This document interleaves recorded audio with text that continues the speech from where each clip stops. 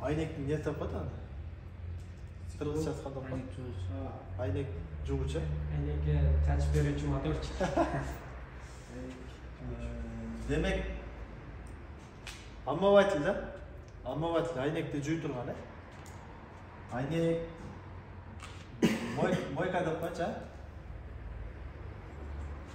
Айнек мойка. Жакшылап түшүнүп алабыз. Eski машиналарда экиден мотор турат. Себеби алардын eski схема боюнча башкача иштейт. Эки включатель боюнча. Мисалы, дворникти тартканда алдыңкы мотор иштеген. Eski машиналардачы 1+1 минут менен иштейт да. Алдын тарткандачы, артыны болсо, мисалы учунда бурамай бар, ошол жеринде арканын атайын моюш управлениясы болот. Анга отдельно мотор турган. Eski машиналарда түшүндүңүз да? Азыр жаңы машиналар мындай болуп калган. Ошо эки моторду, бул моторлор бир тараптуу болгон да, бир гана бул жака айланат. Түшүндүңүзбү? Бир гана мындай айланат. Мисалы да, мындай бир эле жака айланат имейли. Азыр жаңы чыккан машиналарда бир эле мотор турат. Бир эле мотордун астында бул жака бир турба, экинчи жагына экинчи турба чыккан дагы мотору эки жака айланат. Центральный заводтун пистолетине окшоп иштейт да. Ал эң жаңы акыркы машиналарда релеме управление болгон. Eski машиналарда гитара менен. В основном реле. Ошо реледе кандай иштейт? Бул түшүндүк, эки питание келген болсо, бул айнектин алдына кетсе, бул машинанын алдына, бул артына кеткен мойкада. Эгер да мотор бул жака айланса, алдына чачат, мотор бери айланса, артына чачат. Арткы айнекечи. Экөөнө тең бир бачоктон алат. Алып эле айланса, мына насосу мындай имейлиде эки тараптуу да. Бунун ичинде якыр бар, якырдын эң астында насос бар да. Ортодо моторго суу өтүп кетпеш үчүн атайын защитасы. Түшүндүрө алдым ба? Бул жерде именно бул жерде насос турат, насос. Насостун ичин кийин өтөбүз. Бул жерде ушул насосту айландырып берген моторчик. Моторчик мына якыр, якырда бул жерде шотка, жерде шотка. Түшүндүрө алдым ба? Ошо эки шоткага мына эки контактта питание. Эми биздин ушу дагы деле бар реле да. Ошон үчүн кайра-кайра айтып атам да. Релени түшүнгөн адам өтө көп нерсени түшүнө берет. Ондай алат. Өтө көп нерсени түшүнүп кетет. Реле менен чип байын. Bu 87 kontak, bu 87, 86, 85, bu yerde 30, ortada bir kontak var, 87A dedim. 87A, bu 85, 86, 30. Hem karanlar, жақшылар. 87'lerge plus geledi. Ortadağı 87A, eko minus geledi. Bu kontaklar ekonomi plus geledi через замок. Bu kontakka massa geledi gitaranın aldığına tartqanda. Bu kontaktan knopkası var, либо бұрағыш var. Bunu basqanda, bunu da knopka dep koyayım mı? Задний knopka.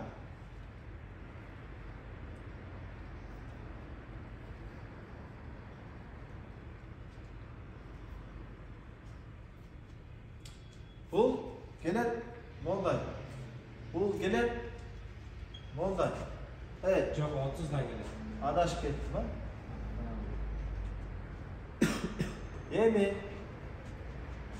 Yemi bizim gitarımızdı. Eğer peredi gitarını tartsak, peredi gitarını tartsak, bundan plus var. Turabı 87'de. 30 ırgıtabı. 80 relay qo'shganda bu jag'da через zamon plus turadi. Bu jag'ida massa kelsa, knopkadan ishlatganda massa o'tadi, relay qo'shadi. Bu plusni 30ga o'tiradi. Bu jag'dan plus chiqdi. Bu yerda 87A massa verdik. Bu massa versek 30'dan постоянно чыгып турат, туурабы? 30'dan постоянно чыкты демек, бул жагы плюс, бул жагы минусқа айланды. Биздин моторубуз бир жака айланат, оңго солго айырмасы жок. Андан кийин биз бул башкарып аткан нерсебизди кое бердик дагы. Бул жактагы задний айнектин кнопкасын бастык. Басканда бул реле биз муну өлчөдүк да, туурабы? Бул өчкөндөн кийин бул масса кайра мындан прямой чыгып калдыбы? Бул плюс өчтү. Плюс өчкөндөн кийин минуска которулат. Ортодон минус чыгып калды. Эми бул кнопканы кошкондо масса бул жагында плюс реле кошту, бул плюсту ыргытты. Бул плюска айланды, мотор карама каршыга айланып калды. Дворниктин мотору ушинтип иштейт, жаңы машиналарда. Сөзсүз. Бул эгерде релени мисалы транзисторный схемада жайгаштырып коюш мүмкүн. Ал дегени чыкылдабай. Питание келет, кошо берет. Түшүндүрө алатамбы? Транзисторный схемада мисалы реле транзистордагы реле да. Бирок мисалы реле чикит этет, туурабы? Үн чыгарат. Транзистор үн чыгарат. Мисалы жаңы машиналарда ошондой. Же болбосо алдын иштетип атканда, артын иштетсе, арты дагы иштей берет. Мисалы, бул жерде азыр бири-бирине көз карандылык чечет, бирок негизи транзистор койгондо булар бири-бирине көз карандыгы болбойт да. Через транзистор коюлгандачы.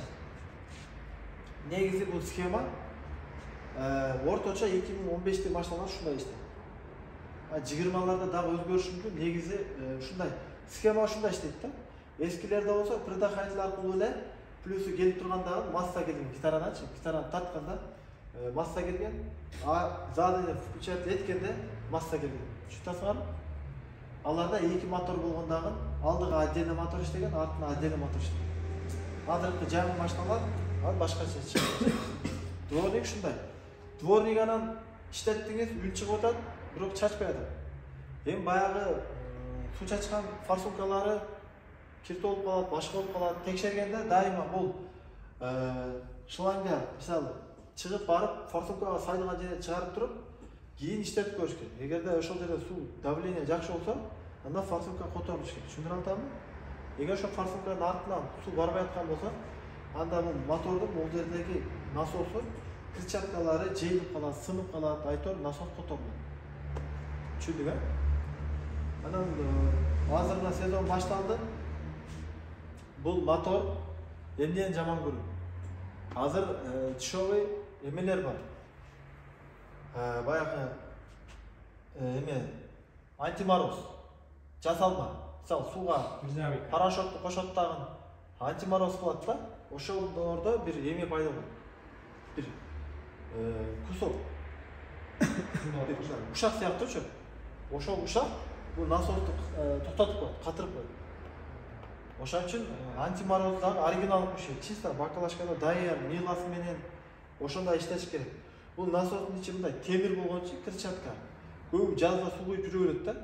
Суу боло берет депчи. Крыльчаткалары зам басып кетет. Насос постоянно сууда турат да. Ошон үчүн баягы баштагы антифриз кандай важный болсо, омывательге дагы өзүнүн жидкиси важный. Ичинде составында май бар, мыло бар.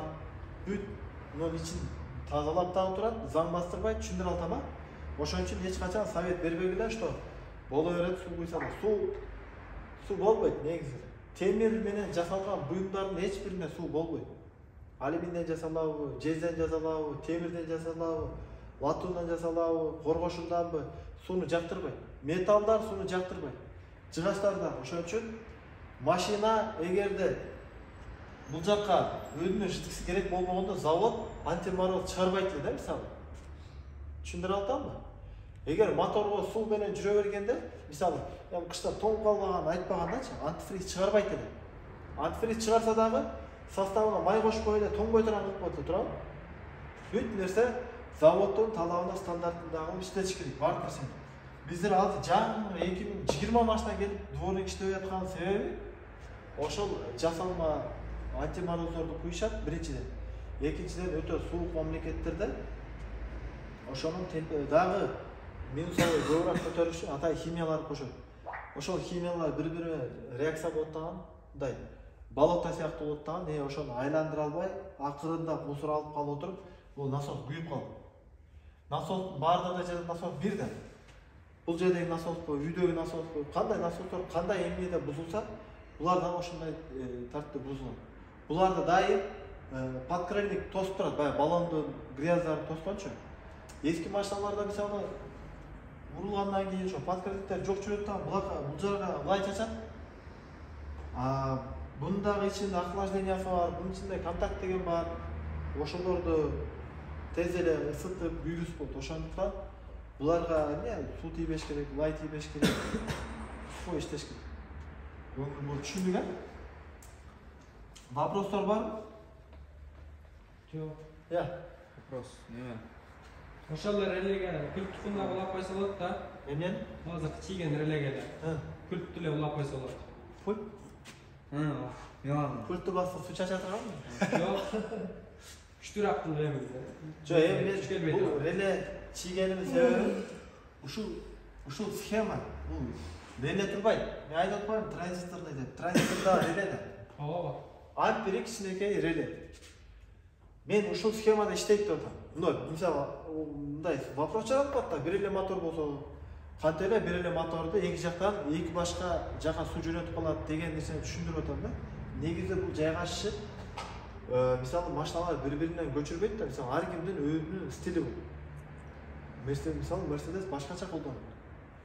BMW башкача колдонот, Lexus башка бири-бирине, бирок ичи окшош.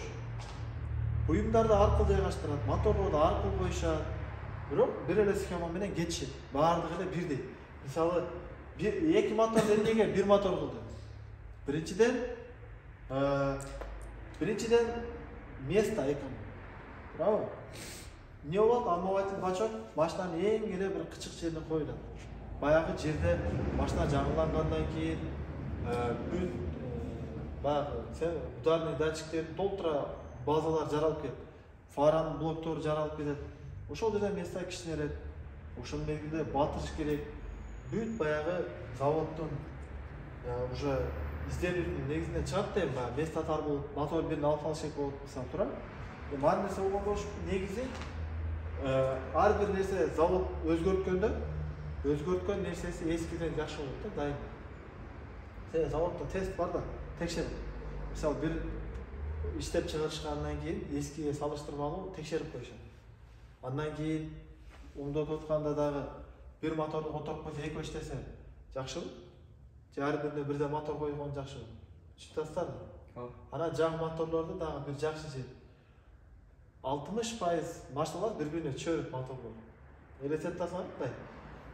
Эме болуп чыгарып атат да, компактный, мисалы көп машиналар совместный чыгарат дагы бир мотор коюшат, ошол машиналарда мотор бузулса бири-биринин мотору чөйрөт.